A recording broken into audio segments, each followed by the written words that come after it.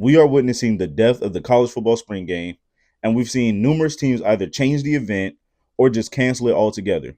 Some of the biggest concerns that people have been worried about is other teams poaching their players or their team having injuries heading into the season, which is all fine and dandy, fine and understood. But Coach Prime earlier this week mentioned the idea of having exhibition games against other universities, and that got a lot of people's ears ringing. I, for one, love this idea because now you get a whole new sense of community juiced and buzz for this upcoming season. And your players don't have to go up against each other after they just spent 15 days practicing against one another.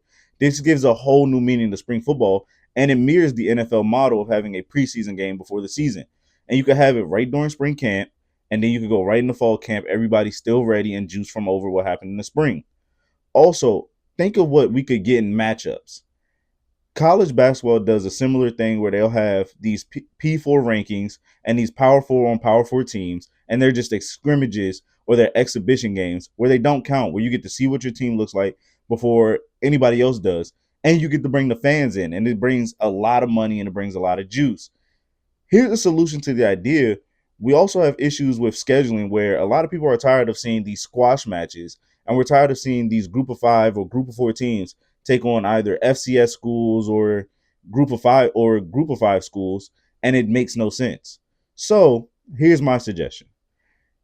For every state that have all these major P4 colleges, have them scrimmage a local FCS school or a local group of five school. You pay them to come down, maybe 2-3 days of training camp, similar to the NFL model, and then you have a scrimmage going on.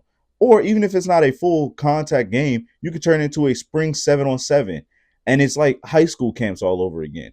This is a very cool model that Coach Prime had, and I think this will go a long way.